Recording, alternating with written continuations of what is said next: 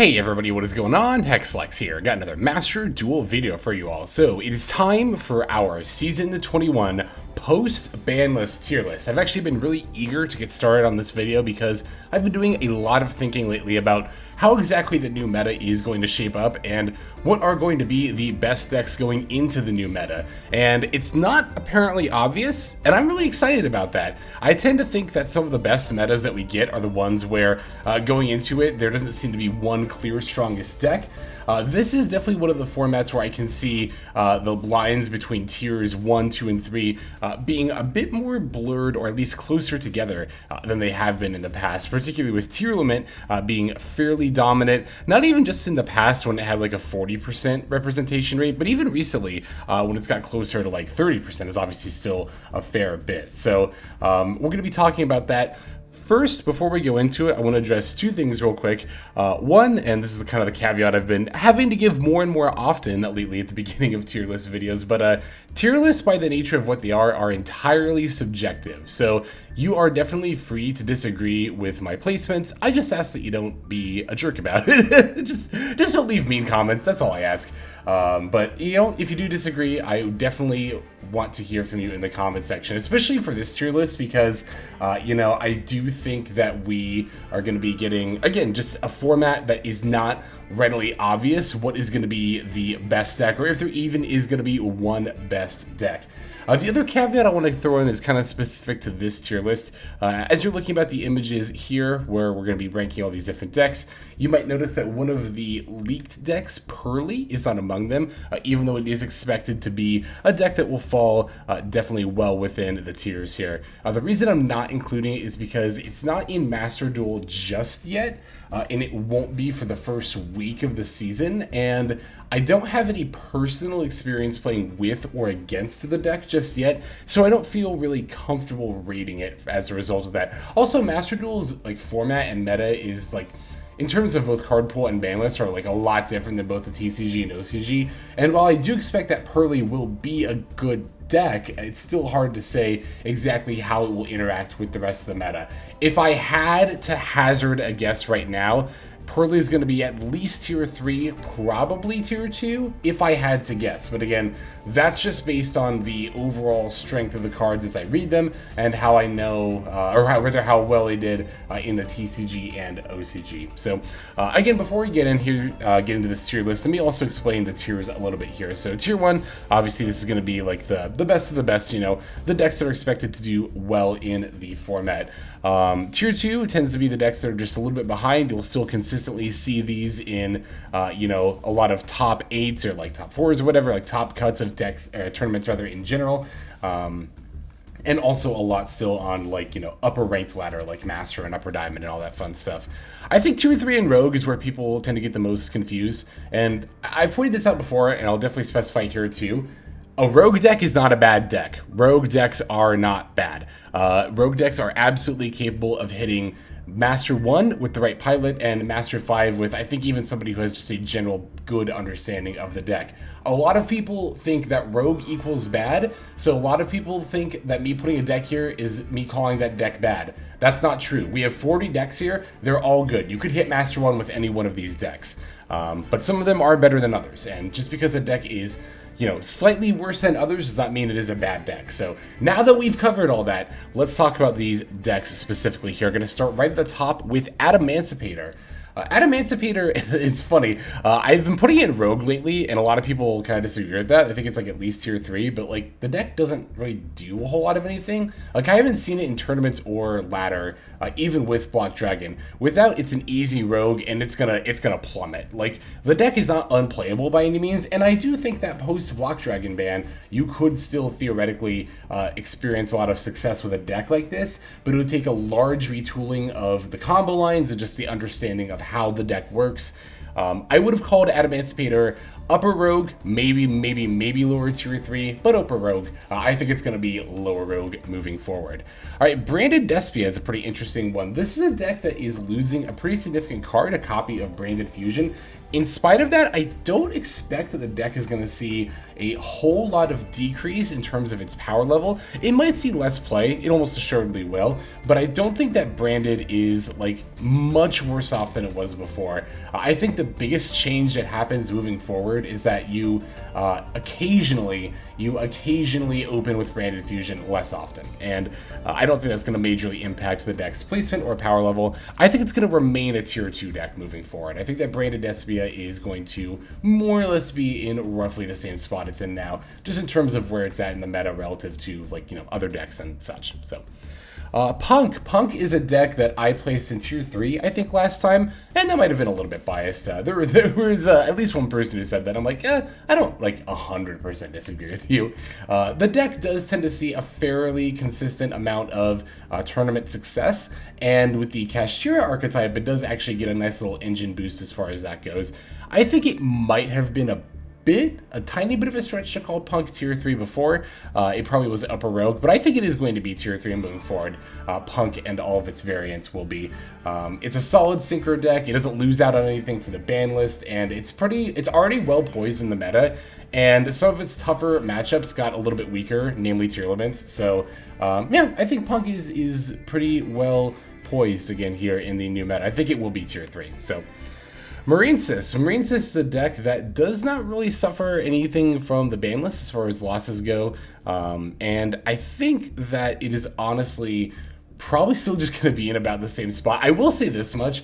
I will say that Towers Turbowing is going to be, like, I think a little bit more viable than it has been in the new meta than it is now, mostly because I think it's going to be very slightly harder for decks in general to make Underworld Goddess. Just because this is all kind of tracing back to just this idea I have that basically Bestials, their stonks are going to go down. No, but I do think that Bestials are going to be slightly worse moving forward into the new meta. Not a lot worse, but slightly worse. And I think as a result, strategies that benefit from the Bestial archetype are also going to get slightly worse. What does that have to do with Underworld Goddess? Well, a lot of decks that play Underworld Goddess, you obviously need to turbo out a lot of monsters. You have to have a lot of extenders. And I find that a lot of the time that I'm using Bestials, at least in part, to summon Underworld Goddess. So that's a very roundabout way of saying, like, I think there's going to be slightly less Underworld Goddesses, so I think Towers Turbo decks do get a little bit better as a result, but I don't think Marinesis is going to break out of Rogue. I think it's probably like a mid-Rogue deck. That's not me calling the deck bad. I know I called it mid and rogue, but I promise that I do think the deck is still fine. I just don't think it's going to be able to quite break into tier 3 in the new format here. The same is pretty much going to go for Adagnister. I mean, you could literally take exactly what I said about Marinesis. Like, it's a fine Towers Turbo deck. And I think that ultimately it gets a little bit more benefit from the Bestials not being in the format, just because it does play light and dark cards and, like, pretty consistently uses them. I think it's going to be a little bit, I don't know, I think it's pretty much on par with Marinesis, but I do think Marinesis is probably, like, I don't know, at least, here's the thing, Adagnister can at least throw in the Mathmech engine and be a little bit varied in what it does, but also the Mathmech engine only comes into play at the end of your combo line, so it's not like you can just, like, shift very often. Sometimes you can, but you are not, very often not able to necessarily always shift into that other strategy. I think they're about the same level. I do think Marinesis is probably a little bit better than Adagnister. All right, Pendulum Magicians. Pendulum archetypes, especially as Valance is getting its new support, do seem to be blending a little bit more together. Like, I have Pendulum Magician here, and I also have a couple of other Pendulum archetypes, but, like, I guess with Pendulum Magician, I'm also referring to, like, Endymion stuff. I know a lot of the time the Pendulum Magicians will play, like, the Valance field spells, so on and so forth. You could almost call this, like, general Pendulum piles, because Pendulum as a whole tends to be more of an archetype than its own summoning mechanic, weirdly enough, but we will see other separate Pendulum archetypes here. Long story short, these general Pendulum/Pendulum Magician decks, again, I actually think these don't change too much from the meta. I think it's still kind of the case where if they can get their combo line off, they can set up some pretty ridiculous boards, but they kind of have to dodge pretty much every form of disruption in order to be able to do so. I think they're maybe a little bit better than decks like Marinesis and Adagnister, but definitely still rogue there. Okay, Branded Tearlaments. So Branded Tearlament is, I kind of used this last time as my baseline between Tier 3 and Rogue, in that, you know, if I thought a deck was better than Branded Tearlament, it was definitely Tier 3. If I thought it was worse, I would have put it in Rogue. Moving forward into this meta, I think it's going to be kind of interesting, right? So I think that beforehand, Tearlament, like pure Tearlament, is obviously the way to play Tearlament, and Branded Espia tended to be better than this deck, making Branded Tearlament this kind of weird hybrid that was kind of less than the sum of its parts, weirdly. But with the loss of Merle, I think Tier kind of pivots more into acting more as an engine than its own separate deck. I'm not saying pure Tearlaments is something that can happen, and we will talk about that a little bit more moving forward, but I don't think that Branded Tearlament is necessarily a worse play, way to play Tearlament rather, than like a more pure Tearlament build now that Merle is gone.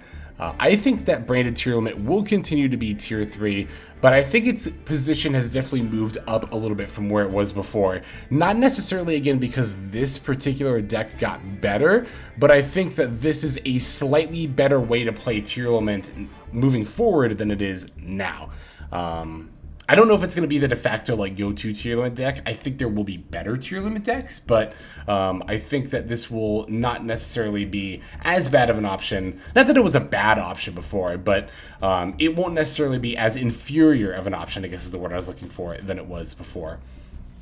All right, Sword Soul Tenyi is going to be the deck we talk about next.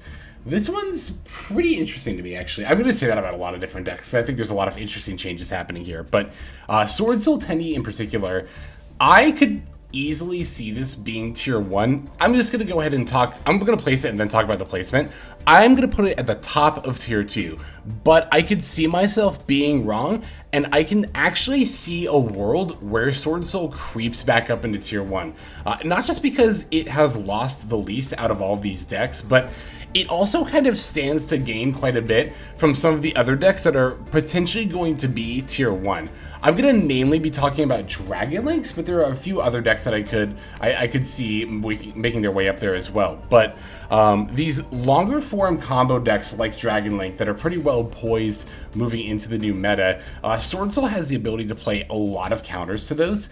Sword Soul's game plan is fairly simple, and as a result, it can squeeze in a good number of tech cards.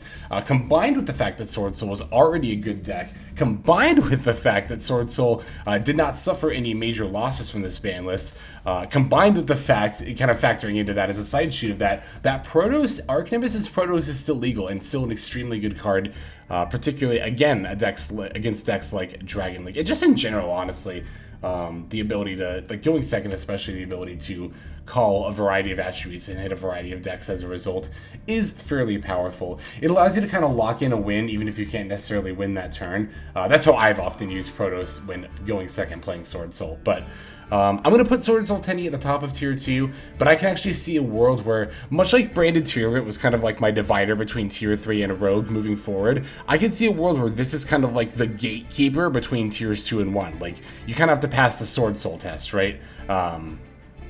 And yeah, I also think it'll see a decent bit of representation, as a lot of people will kind of fall back on decks that they know are going to be at least decent and that they know pretty well. And for a lot of people, that deck is Sword Soul, because not only has Sword Soul been out for a long time, but it also recently got a secret pack. So even people who weren't able to get Sword Soul before can have much easier access to it now. So Mathmech. I'm actually really eager. Whoops, that moved it there. I'm really eager to talk about Mathmech. I said Bestial Stonks are down. I think Mathmech Stonks are going to be way up. Kind of as a result of Bestial Stonks being down, but also just because there was a lot of decks, namely Tearlament, mostly just Tearlament, but a lot of the format was just doing so many unfair things that even Mathmech Circular could not hold up the rest of the archetype and have it keep up with the meta there. Another thing that's going to be changing with this meta that I didn't really talk about with the changes to Tearlaments in particular there is that with less millers and less Tearlament decks in general,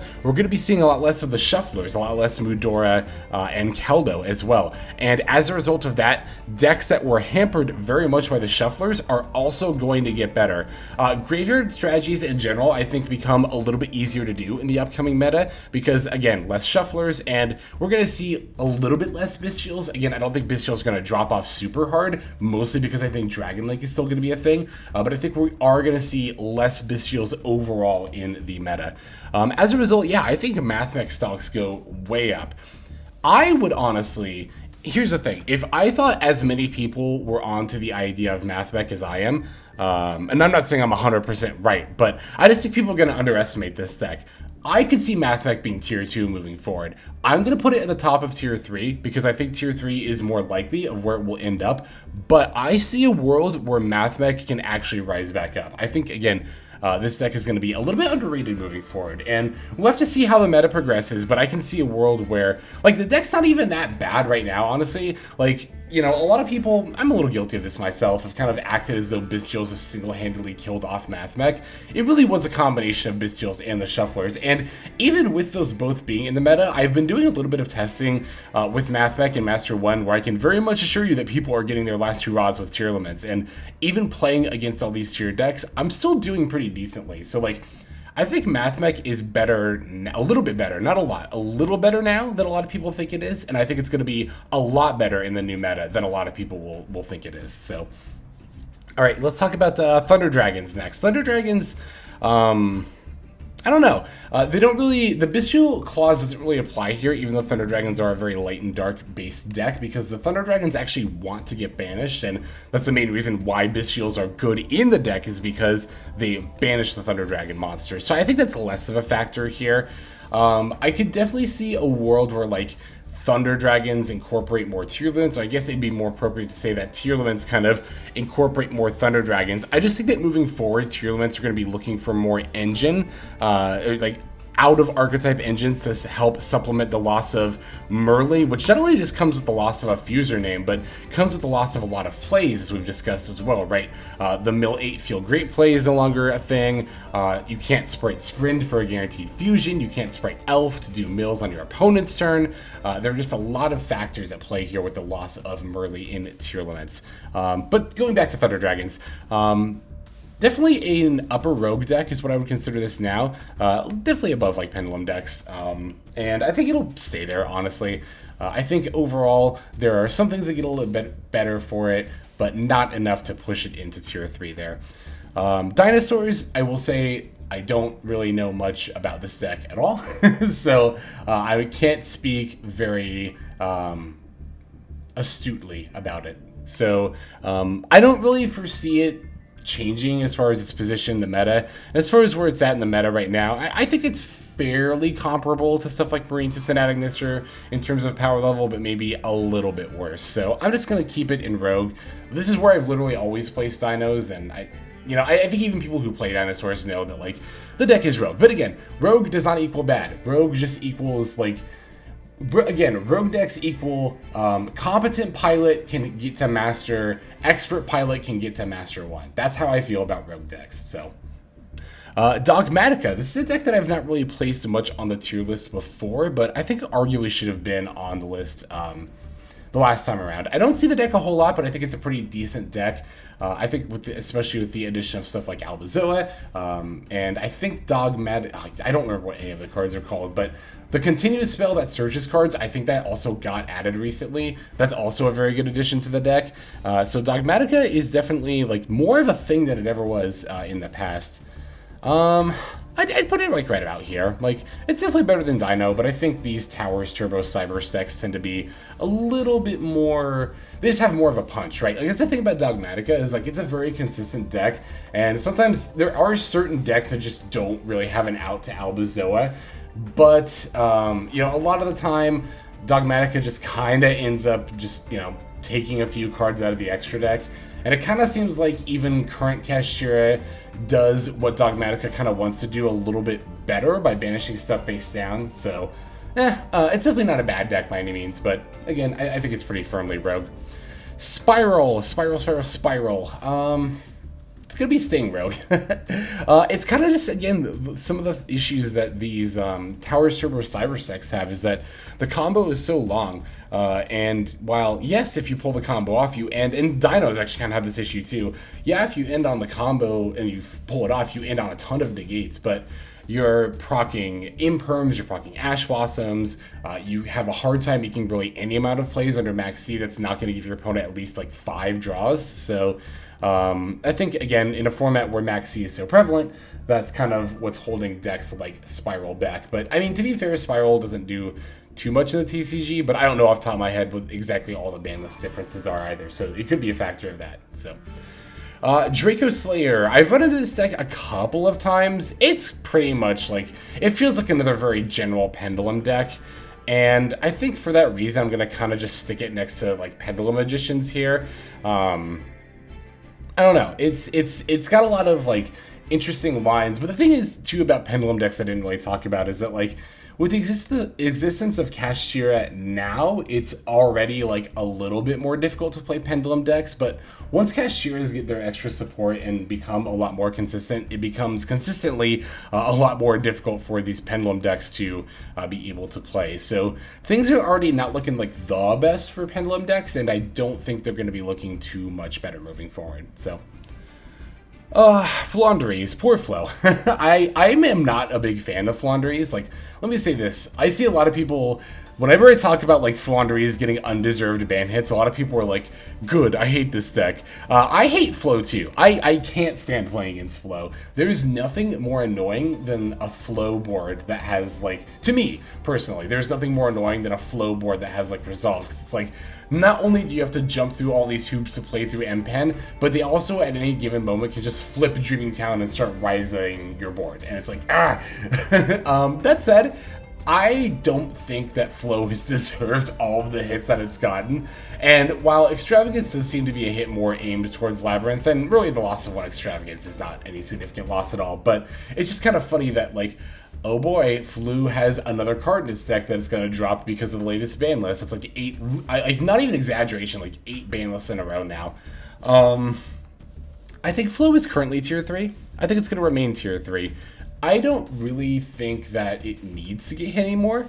We'll see if it ends up getting hit more. I could see that being the case, but for Flu's sake, I hope it's not. So, alright, Evil Eye. I think Evil Eye is going to remain a fairly good rogue deck moving forward. I think this and also Generator, which we'll talk about here shortly. Actually, you know what? I'll just place both of these now because I kind of have the same opinion about Evil Eye and Generator.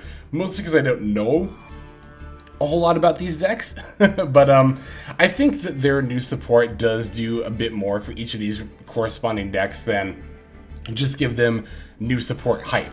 Like, there was a lot of that when it came out, but I also think that moving forward, these are just like better off as rogue decks than they were before as a result. I do think that Generator is a little bit better than Evil Eye.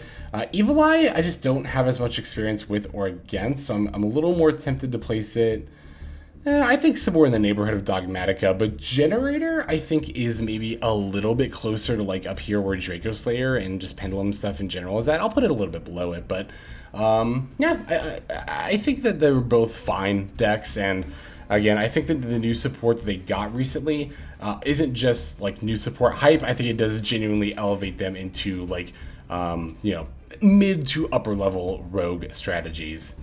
Stun, I think, is kind of like the definitive mid-level rogue strategy. I'll put it like, I guess, here. Just because, like, you know, if you go first, you probably opened a couple of floodgates and you probably have a decent shot of winning. But these decks really tend to suffer a lot going second. That's kind of the thing, right? That's a lot of the thing about stun decks where we have to be careful not to fall into a bias. Like, it's easy to be like, oh, my win rate against stun decks is terrible. They always just set up floodgates, and they always just, like, I can never seem to get through them. But here's the thing. You're not going to be thinking about all the times that a stun deck, you probably won't even know all the times a stun deck concedes to you going second, because you know all those times you just go first and your opponent will just concede either in the middle of your combo or after they draw for turn and they realize they can't break it.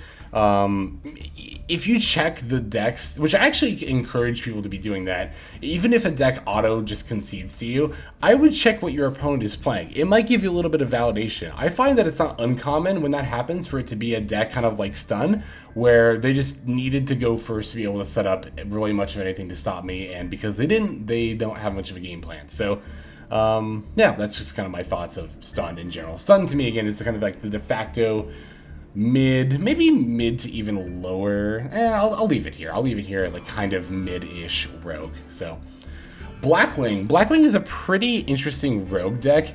I think it's actually one, I've said this like the last 2 times about Blackwing on a tier list. If the cards that came out recently for it in the structure deck had come out a couple of months sooner, it would have been a tier 3 deck. As it is now, it was before and remains, I think, an upper rogue deck. I'm willing to put it about on par with Thunder Dragon, where I do think it is an upper rogue deck. I don't really know that I have much else to say about Blackwings. They're good. They're cool. They're neat. Alright, for hire Sprite. I almost never play against this deck, given how good I think it actually is. I see it a lot less often than I think that I should, and I'm trying to think if for hires, do they have a secret pack? It might be a case of them not having a secret pack. I actually don't know, but for hire Sprite. Also, the problem with this deck too, and I think a lot of the reason we don't see it as often as we should, is because of Fossil Dig being a UR. I think that this isn't often the case, but occasionally there are decks where, because they have very specific like UR requirements, a lot of people are kind of turned off from playing that particular variant. And I think the fact that you need 3 Fossil Dig to search your Rex and it's a UR is kind of a lot of the reason we don't see as much for hire Sprite as I think should be out there. I think for hire Sprite is like kind of in this neighborhood in Rogue, like maybe mid to upper Rogue in terms of its power level, but in terms of its representation, it's definitely like mid to lower Rogue, but I think it's a fine deck overall. Alright, Sprite. I wanted to talk about pure, quote-unquote pure Sprite pretty extensively, actually, moving forward here into the new meta. So, a lot of people are going to see the Swap Frog going to 1 and the Sprite Jet going to 1 and think that pure Sprite is just no longer feasible, and if it is, it's going to be like a tier 3 deck. I heavily disagree with that statement.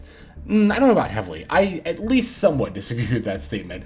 As far as Sprite Jet going to 1, that's definitely going to reduce consistency, but not by as much as I think a lot of people might think. Because a lot of the time you're getting Sprite Jet, it's off of blue, and you can just get blue off of like Gigantic or Starter. There are a lot of ways to end up summoning Sprite Jet, is what I'm getting at. Enough that I don't think going from 2 down to 1 copy is going to hurt the consistency of the deck as much as I think some people do. And I think a lot of people think that Swap Frog to 1 is the death knell of pure Sprite in general. It is the death knell of the Frog package, but I don't think it's necessarily the death knell of Sprite. So what does Sprite adapt moving forward? I don't know just yet. I definitely would explore that a little bit more.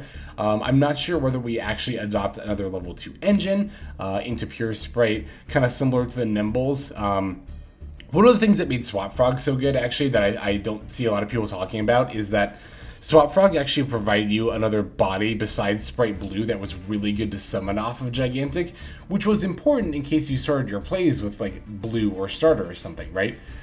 Because obviously you can't, well, you could Gigantic for Blue again, you just wouldn't get any real benefit off of it. Excuse me. And Swap Frog set up multiple level 2 bodies off of 1 Gigantic summon. You could, in theory, be adding like level 2 monsters that summon themselves from hand, like Evil Hero, Infernal Prodigy. You could add Deep Sea Diva.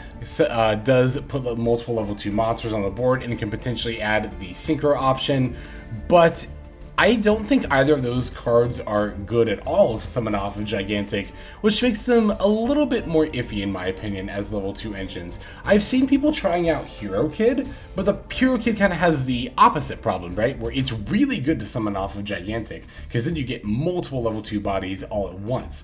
But you never ever ever want any of your 3 Hero Kids to be in your hand, and if you're playing 3, you're going to be opening it a decent amount of the time. So I think that's a little bit harder of a sell for me as well.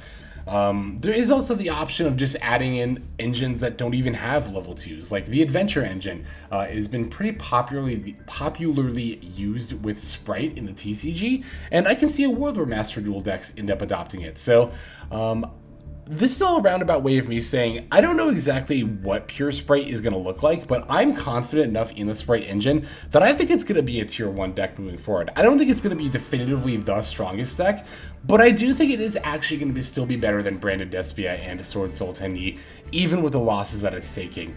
I just think that Sprite is a pretty flexible deck in general. You're going to see, as you can probably already see, we're going to talk about other separate Sprite variants, but I think, again, even pure Sprite is just so fun. That's the other thing, too. A lot of Sword Soul Tenyi strengths that I talked about, where its ability to play a lot of variety of disruption, Sprite has even more flexibility in that regard. Its engine requires very little main deck commitment, and as a result, you can play a lot of very specific techs and disruptions. So I'm a big believer in pure Sprite moving forward. They did lose the Frog engine, they did lose the Sprite Jet, but I don't think that's going to be enough to keep the deck from being tier 1. Tearlaments is not something I can as confidently say is going to be tier 1 moving forward. The loss of Merlee, as I touched upon before when talking about Thunder Dragons, is going to be very impactful for Tearlaments, and I think as a result, Tearlaments are not going to be the definitive best deck, and I actually don't even think they're going to be tier 1 moving forward. I can see a world where some variant of Tearlaments rises back up to either be upper tier 2 or be even tier 1 again, but I think it's going to take a lot of sussing out to figure out what exactly that's going to look like, because Tearlaments are getting hit in a way here in Master Duel that they were not ever in the TCG or OCG, and as such, the previous knowledge that we had about those decks, and even the foresight that we have looking at lists from, you know, metas that include card pools that are not yet available here in Master Duel, that information is not going to be of any help to us, because those decks are playing Tearlaments in a way that we're not able to in Master Duel. On the other hand, Master Duel allows us to play Tearlaments in a way, with Kikalo still, primarily, that, again, we have not just seen in the TCG or OCG. I think of all the decks on this tier list, Tearlament, quote-unquote pure, however you want to describe it, Tearlament Ishizu tier is going to be the most difficult to figure out what it's going to look like. I think at the end of the day, it's going to fall in tier 2. I think once we get things figured out, and I think even before we get things fully figured out with Tearlament, just the sheer power level of the cards the deck still has access to is enough to keep it very meta relevant. But I don't think it's going to be the best deck, and again, I don't think it's going to even be, I don't think it's even going to be necessarily better than decks like Sword Soul Tenyi and Branded Despia, mostly because decks like Tenyi and Despia, or Sword Soul and Branded, are just like already very established, and Tearlament has just completely had its entire foundations shaken. Tearlament players are going to have to be building from the ground up, whereas, you know, a lot of these other decks just kind of like replace a few cards and they're good to go. So yeah, Tearlament, I am very eager to see what experimentation with the deck is going to look like moving forward.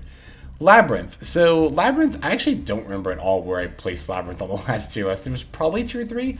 But Lab actually does get a pretty nice just general vibe after, for lack of a better word, after the ban list, because it lost technically one extravagance, but arguably the third extravagance wasn't even right to play in the first place. So I think that the deck is pretty much untouched, and I kind of want to put it in lower tier 2. A part of me also wants to just keep it in upper tier 3. I think I'm going to keep it in lower tier 2, actually. I do think that the deck will be significantly better than the decks we're seeing here in tier 3. Yeah, I'm looking at the decks that I've put in tier 3, and I mean, yeah, like I just said, Lab, I think, is at least a decent bit above them in terms of its overall power level. I also am not sure how much back row removal is going to get played moving forward. I think it's going to largely depend on not only how many Lab decks we see in the new meta, but also Runic decks as well. We're going to talk about those here, actually, it looks like here, in just a moment. So, Exosister, much like Bestials, I think Exosister stonks go down a fair bit, with Tearlaments not being nearly as relevant in the meta as they had been in the past. I think Exos were kind of barely possibly hanging on to tier 3 in the previous meta, but I think they are pretty decidedly rogue moving forward. I actually think they're even a bit lower than stuff like Thunder Dragon and Blackwing, right? Because Exos just do end up being a little bit meta dependent as an archetype in terms of how strong they can really feasibly be. So, Yeah, Exos, I think it's fine to have them in upper Rogue, and just because, you know, Tier is getting worse, that doesn't mean Exo is worse as a deck. It's really more just that Exo was particularly well poised before, and is now kind of going back to where it arguably was before Tiers were super relevant, so... Alright, let's talk about Runic a little bit, particularly Naturia Runic, which I do think is going to be the best Runic variant moving forward. I touched upon this before when talking about Mathmech, but similar to how Mathmech stocks are going up, I think Runic stocks are going to be going up pretty significantly as well with the advent of shufflers, or not the advent of shufflers, but the loss of shufflers rather in the meta. We're just going to be seeing so much less of them just because, like, at this point, Tearlaments was pretty much the only deck really consistently playing the Ishizu cards, and the only other ones were really 60 card piles, which I don't really have it represented here, but I guess I can talk about this for a second too. 60 card pile decks, I think you're obviously going to see less representation. I don't think grass going from 2 to 1 very significantly hinders them, but I do think you're just going to see less of them moving forward. And with those also being, alongside Tearlaments, the only other deck that was really consistently playing the Ishizu Shufflers, yeah, I think that Runic actually ends up being in a decently better position. I think it was actually Rogue before, and I think it's going to be tier 3 moving forward. I'm even willing to put it above stuff like maybe not branded tier, but I'll put it above Flow and Punk. I think that Runic Naturia in particular, like I said, is the best Runic variant. I don't think Stun is really the way to go with it. I don't think that's been the way to play Runic for like a long time now. But yeah, it's a decent time to be a Runic player, I think. I think we're going to see those decks in particular see a bit more success. Same with Sky Striker here. Again, Bestial and Ishizu Shufflers are not going to be as prevalent. Bestials will still see a decent bit because of Dragon Link mostly, which we'll talk about later. But I think that Sky Striker is going to be in a little bit better of a spot. And I think it's still going to be in Rogue. I'm willing to put it, like, probably about the same area as, like, for higher Sprite. I think it actually sees a little bit less play than it should, in terms of just how strong of a deck it is, but, yeah, I think it's fine. I think it's a fine deck moving forward. Tri-Brigade Lyralisque. I don't even remember the last time I placed this on a tier list. I don't even remember the last time I've run into this deck, period. It's probably underrepresented, to be honest. I don't really know anything that changes necessarily that's like super great for it. Moving forward, it's at least better than Adamantipator. I guess that's gonna be kind of, is Adamantipator my new baseline bottom for Rogue? It probably is, honestly. Like, I'm only really putting Adamantipator here just to talk about the fact that Block Dragon was banned.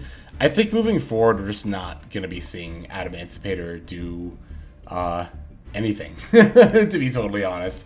Again, the deck is like playable, but it's gonna feel pretty bad unless somebody cooks a really good combo line with them, which I'd be open to the idea of exploring, but I just think the Block Dragon hit is so huge for the deck.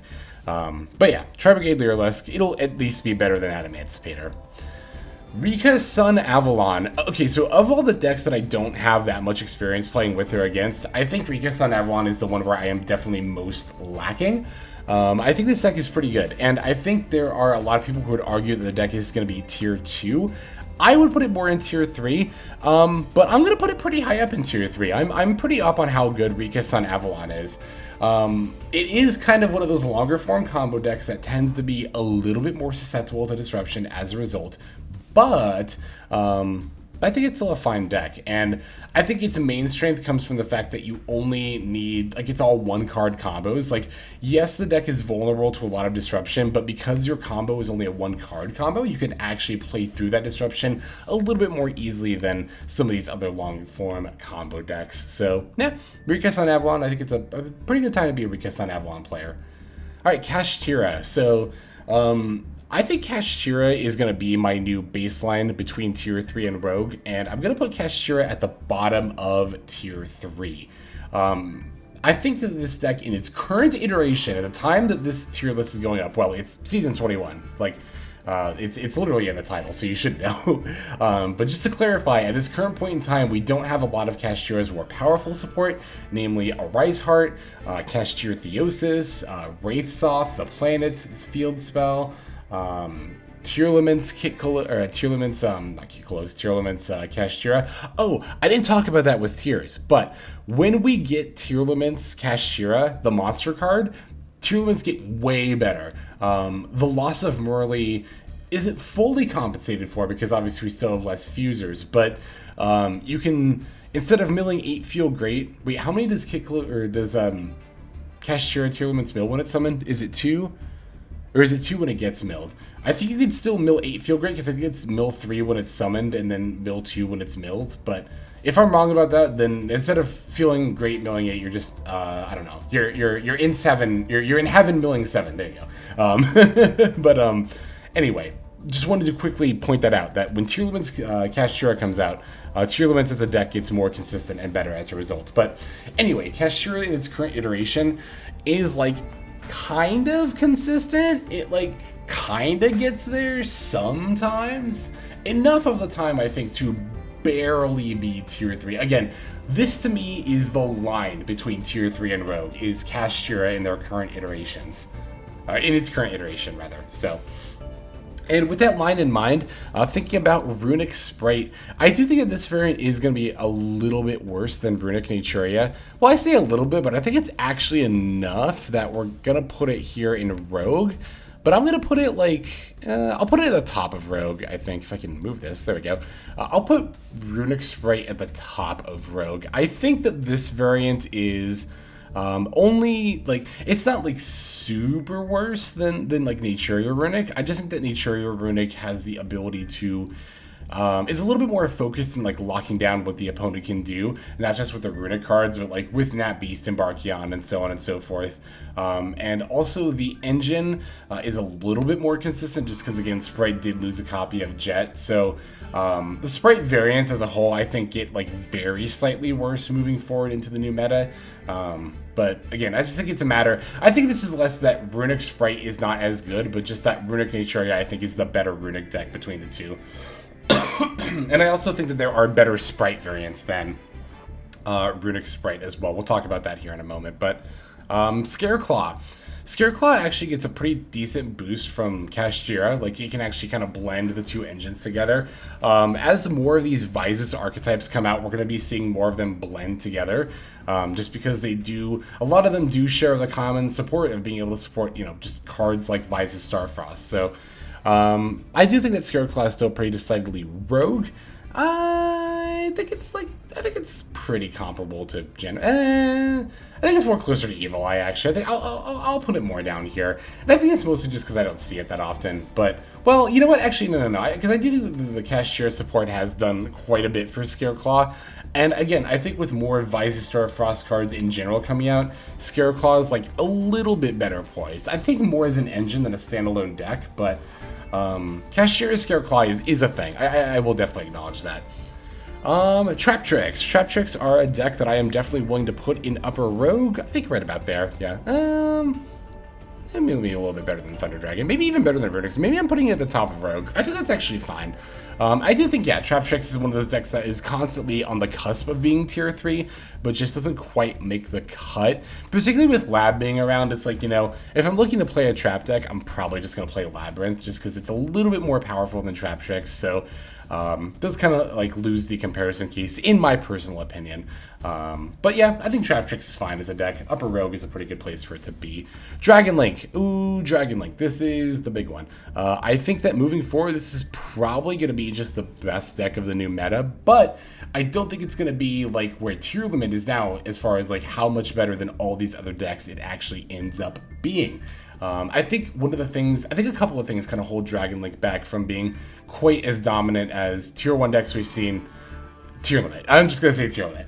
The main things that hold it back, I think, are one, the amount of ways that you can potentially disrupt Dragon Link. Now, to be fair, Dragon Link is very non-linear in how it plays, and as such, skilled Dragon Link players don't have any trouble playing through, not any more trouble, I guess, playing through Disruption than regular decks. It definitely plays through Disruption better than other, again, long-form combo decks, but I think that that same requirement of good skill level is also going to be a bit of what holds Dragon Link back from seeing a lot lot of representation. And I've talked about this before, just because I think the deck has a pretty high skill floor.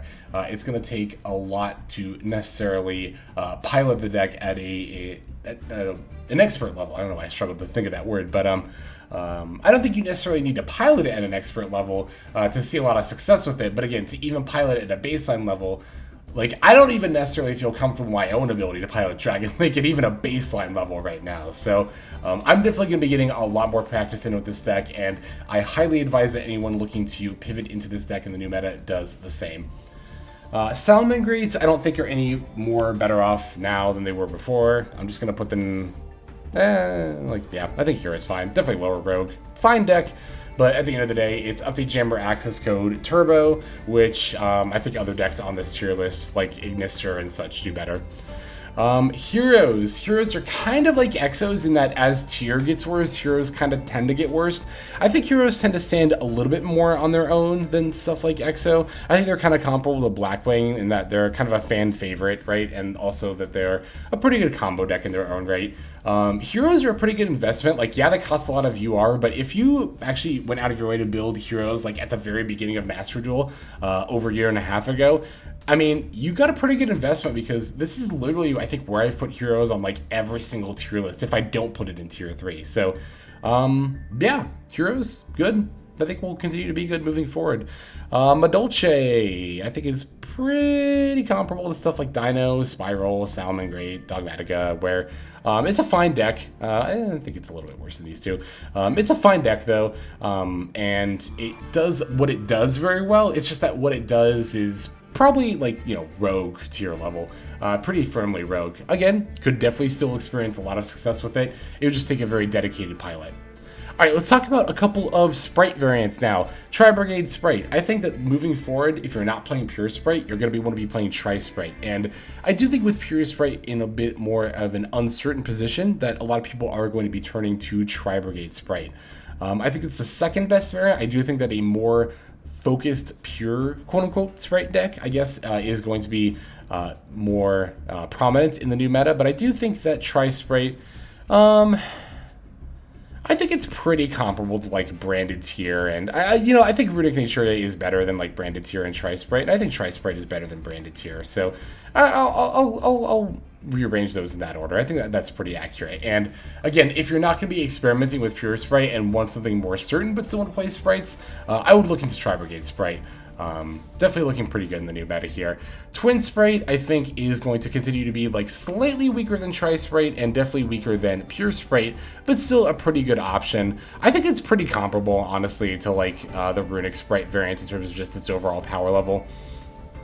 Oh, I have Punk on here twice. I literally just now realized that. So I'll just throw Zami next to Amazing Dragon. I literally just have Punk. You can... Bias? Yes, you can tell I'm biased because I put Punk on here twice. That's how much I like the deck, but that doesn't change the fact that it's going to be definitely towards the bottom of tier 3 there. Valence. Valence is going to be the final deck we're talking about. Of these Pendulum decks that have longer form combos, I do think that Valence tends to be one of the more prominent ones. For that reason, I'm going to put it a little bit above Pendulum Magician, just because it ends on a pretty strong end board, a pretty Floodgate-based end board, but a strong one nonetheless. Of course, the Fossil Dino plus Secret Village is a pretty common way for that deck to end. And I think it also still suffers from a lot of the same issues that some of the other long-form Pendulum decks do, which is that they just tend not to be able to play through Disruption quite as well as some other longer-form combo decks. So, here is the tier list. I'm just glancing over it now, and I'm pretty comfortable with where everything's at. If you've watched all the way to this point, I think you're generally pretty chill, so I probably don't need to give you all the reminder that, you know, if you're going to disagree, which I welcome disagreement. I welcome that discourse in the comments. Just be civil about it, please. But again, I think you all who are watching right now are the real ones. I don't think you need me to tell you that. But thank you for watching all the way to this point. That does mean a whole lot. It really does, especially a video as long as this one. Holy cow, it's almost an hour long at this point. Let's go ahead and end this one off here. And yeah, just go to the outro.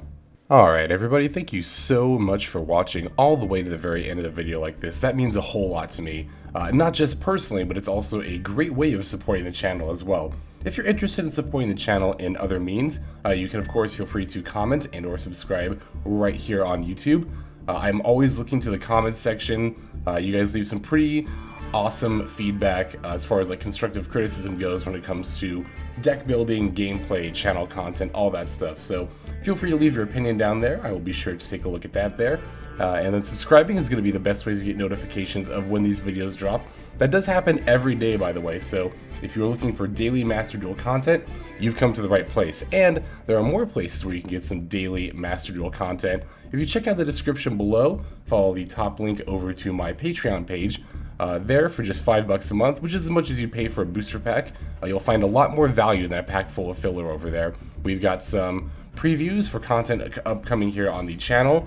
We've got some exclusive games that are only posted over on Patreon over there.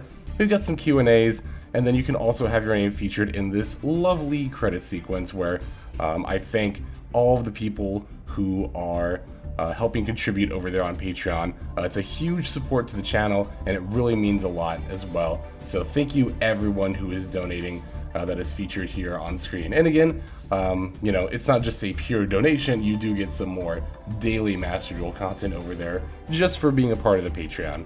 But I think that's about all the time that I have for today's video. Once again, I just want to thank you so very much for sticking all the way to the end of the video. Again, it just means a lot as I do put a decent amount of work into getting these videos out every single day. But that's about all the time that I've got for now. So without further ado, this is Xlex. I'm signing out, and I hope you have a fantastic day.